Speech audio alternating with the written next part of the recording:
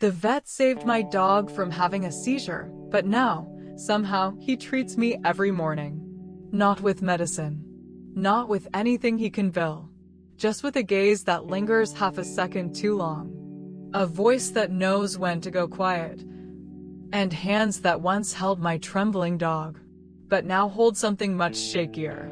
The pieces of a woman who didn't know she needed saving. They say dogs sense storms before we do.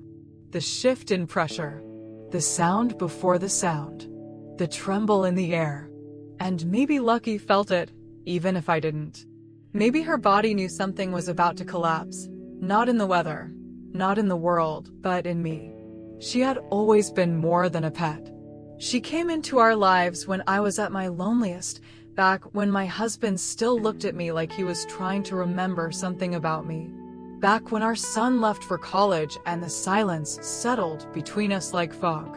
She filled the house with footsteps, tail thumps, breath. And I loved her for that. But that morning, the house was too still, too sharp. It started with a noise. A sound I couldn't name. Wet, rhythmic, frantic. I found her in the kitchen, near the back door, collapsed against the tile, her legs stiff and jerking. Foam clung to her mouth like spit from a scream that never got out. And for a moment, I couldn't move. I don't know how long I just stood there. Everything inside me froze, like my body couldn't decide what to feel first. Panic, terror, guilt, or something darker, the cold realization that I had no one to call but the vet. My husband, Greg, was home, technically. He was upstairs, in his office, working through yet another meeting he barely looked up from. I screamed for him anyway. He came down a minute later, eyes still glued to his phone. What is it? Jesus, Laura. Then he saw her. Go get the keys, I said. Now. The drive should have taken 20 minutes. I made it in 12. Every stop sign blurred, every red light ignored. Lucky was in the back seat, her body twitching, whimpering. At some point, I climbed into the back with her at a red light, cradling her heavy body in my lap. She was hot to the touch, like her body was burning itself from the inside out. Stay, I whispered, over and over. Please stay. Please. By the time we pulled into the clinic, I wasn't even crying. I was past that. I was shaking. Hollow. Then the door opened before I could even reach it. And that's when I saw him. He wasn't what I expected. Veterinarians, in my mind, were older. Softer around the edges. Clean-shaven with kind eyes. But he wasn't that. He was tall, lean. His jaw was shadowed with stubble, and his eyes were sharp, but not in a cold way. Just awake, like he saw more than you said. Seizure, he asked, already reaching for Lucky. I nodded, unable to speak. My arms were wrapped too tightly around her to let go. My fingers wouldn't unclench. It's okay, he said. Let me. The way he took her from me. It wasn't forceful. It wasn't even urgent. It was reverent, careful, like she wasn't a sick dog, but a delicate thing he wasn't going to drop. He carried her inside. I followed. I wasn't invited, but I couldn't stay behind. The exam room was cool, too white. Fluorescent lights hummed above us. He laid her on the table and began working quickly. His hands moved like they knew her already. Like they'd studied her in dreams. I'm going to give her something to calm the nerves, he said. Slow the firing. You can stay, but if it gets too much. I'm staying, I said. My voice didn't sound like mine. He nodded. And then he got to work. I don't remember most of the next 10 minutes. I only remember how steady his voice was. How it was the only thing keeping me upright. He talked to her the whole time. Hang in there, sweetheart. Almost there. You're doing so well. And the way he said it, not like a doctor. Like someone who meant it. Eventually, the tremors slowed. Her breathing evened. and mine did too. I hadn't realized I'd been holding it the entire time. He turned to me then. She's stabilizing. She's okay. I nodded, but my legs buckled. I sat down hard on the little stool in the corner. His hand was suddenly on my back. Not in a professional way. Just warm, grounding. Take a minute, he said. She'll rest now. You can too. And I did. For the first time in what felt like hours, I let my body collapse. I didn't cry. I just sat there, eyes on my dog, body limp with relief. But I felt his hand. Even when it moved away, I still felt it. Like something had been pressed into me and left a mark. He came to the waiting room 10 minutes later. She's resting comfortably. We'd like to keep her overnight just to monitor her levels, but I think the worst is over. I nodded. She's lucky, he said, handing me a clipboard with paperwork. So am I. He looked up then. Our eyes met. Something shifted in the silence. He gave me a soft smile. Not polite, not professional, just real. I'm Dr. Vale, he said. Ethan. Laura. He nodded again. You can call any time, he said. We'll keep you updated. I should have thanked him. I should have shaken his hand. But I just stood there, holding the clipboard, staring after him as he walked back down the hall. And something in me whispered, don't let this be the only time. The next morning, I didn't wake up thinking about the seizure. I woke up thinking about him. Not in a fantasy way. Not yet. Just his voice, his hands, his calm. My husband had already left for work. There was a note on the counter. Something about a meeting. Something about leftovers in the fridge. I didn't read it. I just stared at it. And then I picked up the phone and called the clinic. I'm just checking on Lucky, I said. Is she awake? A pause. Then, hold on. Dr. Vale wants to speak with you. That flutter in my chest? That was new. Hi, he said, his voice familiar already. She's doing well. Slept through the night. Mild tremor around 3 a.m., but nothing dangerous. Thank you. She knows your voice, he added. When I said your name, her tail thumped. I laughed, then swallowed it. She always did like attention. I think she's just smart, he said. Knows who matters. There was a pause. Not awkward. Just quiet. I'll be in all day, he said. If you want to come by. And the way he said it, not formal. Not duty-bound. Like an offering. I said yes. They say healing comes in waves. But with him, it didn't. It came in glances. In the way he said my name like it was something he'd tasted before. In the way he held silence like it was part of the treatment. In the way his fingers brushed mine under the pretense of a clipboard, light, brief, like a whisper between skin and breath. It started with Lucky. Of course it did. The excuse was always the dog. A change in appetite. A tremor. A new sleeping position. A question about her medication dosage that I already knew the answer to, but I'd call anyway. Or stop by. And he'd never question why. I just wanted to make sure, I'd say. He'd nod. You worry with your whole body. And I did. Not just about her. Not anymore. I began to crave the clinic. The light that filtered through the frosted windows. The hum of the air conditioner. The smell of antiseptic and cedar shavings. The soft beep of the back hallway monitor. Because somewhere inside that quiet white building was a man who made my breath slow down and my thoughts speed up. Ethan. He called me Laura like he knew who I'd been before I gave up on being looked at that way. One Thursday morning, I came in earlier than scheduled. Lucky had slept fine. No new symptoms. No reason to worry. But I told the receptionist something vague. Her breathing felt different, I said. She smiled and sent me to room 2. He was already there. Leaning over the counter, sleeves pushed up, coffee half drunk. He turned when I entered and smiled like I was the sunrise and he'd been up all night waiting. "She okay?" he asked, taking the leash. "Probably," I said. His hand brushed mine. We both paused, pretending not to. He checked Lucky's vitals. Everything was normal. Still, he lingered.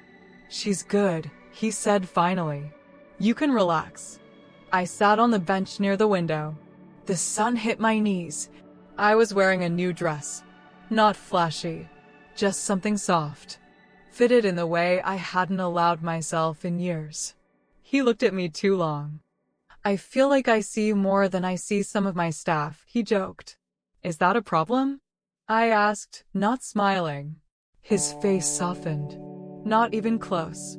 The next time, he brought coffee. Not clinic coffee, real coffee, from the place downtown. He handed it to me without a word. I took a sip. Still hot. "So are you?" The room fell silent. He looked away first. "Sorry. That was—" "No," I said quickly. "Don't take it back." We didn't talk much after that. But when I left, he walked me to my car. The sky was gray, and rain started to dust the windshield. He opened my door. I slid in slowly, conscious of his eyes. He bent slightly, hand on the frame. "You know," he said, "if you ever want to come by even when she's fine, that's okay." I swallowed. "Why would I do that?" He smiled. "Because maybe you're not."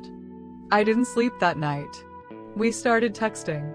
At first it was about Lucky, how she was healing, her energy levels. But it changed quickly. "How are you sleeping?" he asked one night. "Restless," I typed back. "Same," he wrote. "Want to talk or want to be left alone?" "I don't know." "Then I'll stay, but quiet." And he did. He stayed with me in silence. Message after message with no words. Just presence. It made me feel less alone than my husband's body beside me in bed ever had. The first time we touched outside the clinic, it was raining. I'd come to drop off a thank you note. Nothing more. But I hadn't checked the forecast. By the time I parked, the sky opened up like grief, and I stood in the entryway, drenched, laughing awkwardly. He opened the door, looked at me, said nothing. Then he reached out and took my hand. Not to shake it, not to pull me inside, just to hold it. Like we were standing on the edge of something and he needed to tether me to the ground. That night, I held my hand to my chest under the covers. It still remembered the warmth of his. He started calling in the morning. Never long. Never about anything urgent. "Did you eat? Did you sleep? Did you dream again?" He remembered things. My favorite tea. My fear of thunder. The book I said I meant to finish last fall. He remembered me, and that was the most dangerous thing. One day, I brought in Lucky for her last official post-seizure check. He examined her slowly, like he didn't want it to end. Then he stood, pulled off his gloves, tossed them into the bin, leaned back against the counter and crossed his arms. "This is the part where I'm supposed to say goodbye," he said. "And do you want to?" He looked at me then. No smile. No joke. Just that unbearable quiet he wore like a second skin. "No," he said.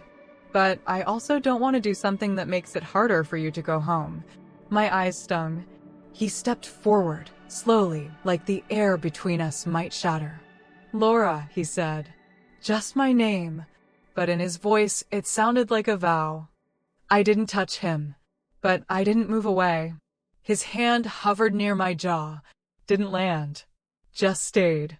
Waiting. "Tell me to stop," he whispered. And I couldn't.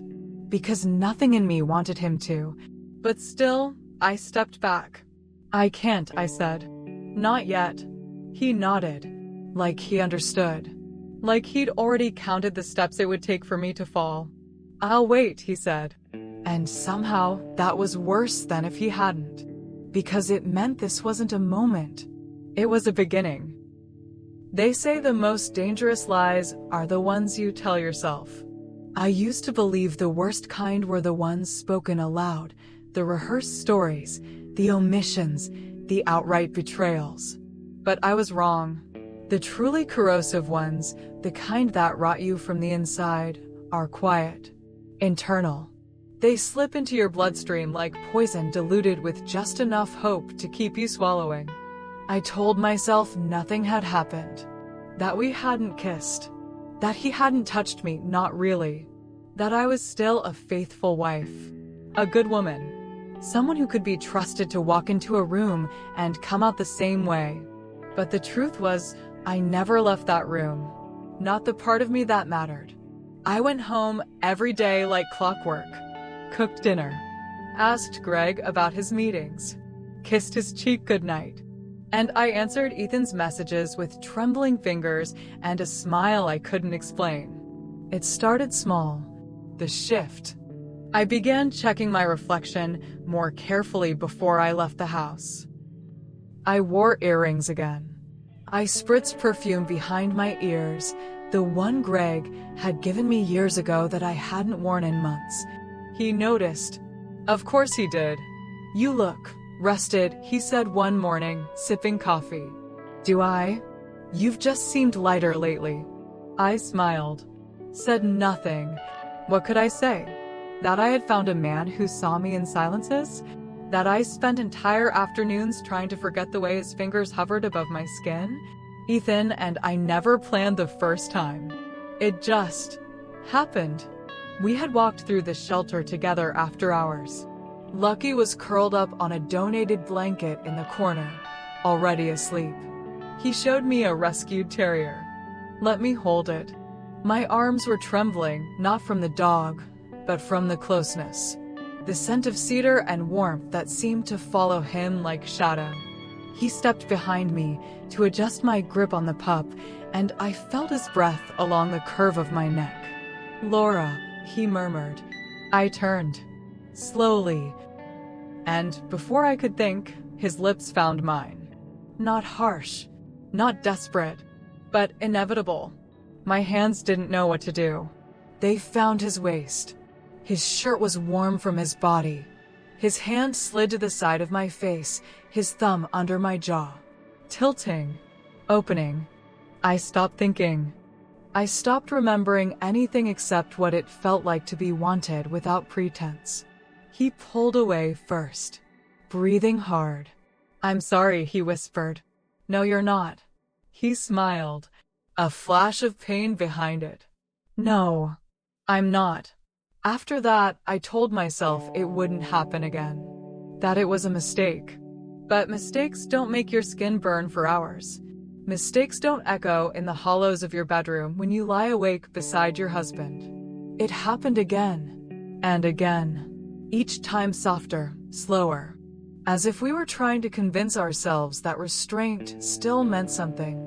We kissed like it was a secret we were keeping from ourselves. We touched like we were tracing the outlines of a life we might have lived in another version of this world. Greg began asking more questions. Where I'd been. Why my phone was always on silent. He didn't accuse. He simply watched. And somehow that was worse. One night, he stood in the hallway outside the bathroom. I was standing in a towel, still wet from the shower, staring at myself in the mirror. "You're not happy," he said. Not as a question. Just a fact. I didn't respond. He nodded, walked away. Ethan asked me once if I was afraid. I told him yes, every second. But also, I was alive. I hadn't felt like that in years. And he knew it. He felt it too. In the way he'd grip my hand like it was the only thing tethering him to the present. "I don't want to be your secret," he said one afternoon, as we lay side by side in the back room, fully clothed, fingers laced. "I know. Then why do I feel like I'm disappearing every time you leave?" "Because you are," I wanted to say. "Because I'm not brave enough. Because I've built a life too heavy to carry in one hand and still reach for another." "I can't lose my son," I whispered. He squeezed my fingers. "I'm not asking you to. You're asking me to burn everything else." Not burn, he said quietly. Just stop pretending it's not already on fire. That night, I lay in bed with Greg. He reached for me. I let him. His hands were gentle, familiar. And all I could think about was the way Ethan's breath hitched when I said his name. Afterward, I turned on my side. Greg whispered, "Are we okay?" I didn't answer. He didn't press. But I think that silence was the beginning of his suspicion. Ethan stopped calling as often. He said he needed space. That he couldn't keep being the echo in a life I only entered part-time. "You come to me in pieces," he said. And I knew he was right. But I didn't know how to give him more. I wanted to. God, I wanted to. I just didn't know if I could survive the cost. He said he didn't want to be my secret. I told him I understood. And I meant it. But understanding a truth and acting on it are two different things, and sometimes one lives years ahead of the other. After that conversation, I avoided him for 3 days. I didn't message, didn't stop by, didn't answer his quiet check-ins. Not because I didn't miss him, I did. I missed him like missing a part of my own breath. But I needed to find the version of me that could survive the next step or walk away. During those 3 days, Greg was suddenly everywhere. He was home early, making dinner, booking a weekend away. He said things like, "We should reconnect," and "You've seemed distant lately." I nodded. I played along. I smiled when I was supposed to, said thank you when he touched my waist in the kitchen. But my body, it had learned another rhythm. One that didn't belong to him anymore.